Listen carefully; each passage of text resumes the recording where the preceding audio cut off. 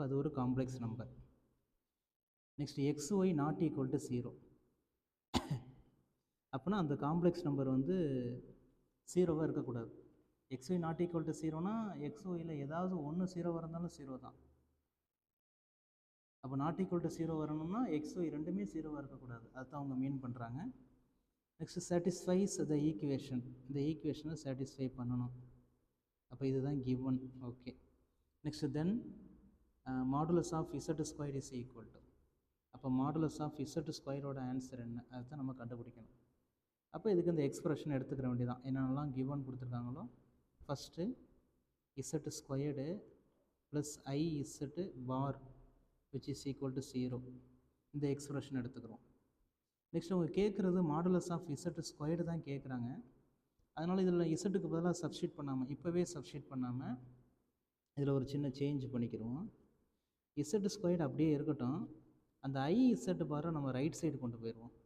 அப்போ minus I Z பார். இப்போ நம்மளுக்கு கொஸ்டினில் மாடுலஸ் தானே வேணும். அப்போ taking modulus on both side போட்டுக்கிறோம். ஓகே. அப்போ இந்த மாடுலஸ் அப்படியே இருக்கும். Modulus of Z squared. இப்போ ரைட் சைடில் மைனஸ் வந்து பாசிட்டிவாக மாறிடும். ஐனா 1 தானே நம்மளுக்கு. ஐயோட மேக்னிடியூட் என்னது, யூனிட் 1 தான்.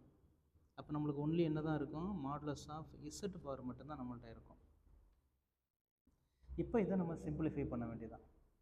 அப்போ இதை எப்படி சார் சிம்பிளிஃபை பண்ணுறது அப்படின்னா, நம்மளுக்கு இதுலேயே நம்மளுக்கு ப்ராப்பர்ட்டிஸ் தெரியும். நம்மளுக்கு மாடுலஸ் ப்ராப்பர்ட்டிஸ் தெரியும். Modulus of Z squared which is equal to modulus of Z. மாடுலஸுக்குள்ள இசட் பாரு, அந்த பார் என்ன ஆயிரும், கேன்சல் ஆயிரும். அப்போ நம்ம இதை சிம்பிளாக மாற்றிக்கலாம். மாடுலஸ் ஆஃப் இசட் ஸ்கொயர்டு, இது ஒரு எக்ஸ்பிரஷன் ஈக்குவேஷனாக மாற்றிக்கிறோம். Modulus of Z which is equal to 0. இப்போ இதில் மாடுலஸ் ஆஃப் இசட் காமனாக இருக்கும். அதனால் மாடுலஸ் ஆஃப் இசட்டை நம்ம காமனாக வெளில எடுத்துருவோம். இப்போ balance modulus of Z -1 which is equal to 0. இப்போ இதை நம்ம ரெண்டாக செப்பரேட் பண்ணோம்னா modulus Z equal to 0, modulus of Z equal to 1 அப்படின்னு நம்மளுக்கு ஆன்சர் கிடைக்கும். இதில் இந்த modulus of Z equal to 0னா காம்ப்ளெக்ஸ் நம்பருடைய மேக்னிடியூடு 0ன்னு அர்த்தம். அப்போ மேக்னிடியூடு 0னா எக்ஸும் 0 ஒய்யும் 0ன்னு அர்த்தம். நம்மளுக்கு கண்டிஷனே xy வந்து நாட் ஈக்குவல் டு 0வாக இருக்கணும். அப்போ இது நாட் பாசிபிள். இந்த கேஸ் நாட் பாசிபிள். ஓகே. அதை நம்ம பாசிபிளாக நம்ம எடுத்துக்கிற முடியாது. இப்போ இந்த modulus of Z equal to 1 அப்படின்னு இருக்கு. இதை நம்ம சிம்பிளிஃபை பண்ண வேண்டியதான். இப்போ modulus of Z equal to 1னா இங்கேருந்து நம்ம என்ன பண்ணிக்கலாம்னா மாடுலஸ் ஆஃப் இசட் ஸ்கொயர்டும் 1 தான்.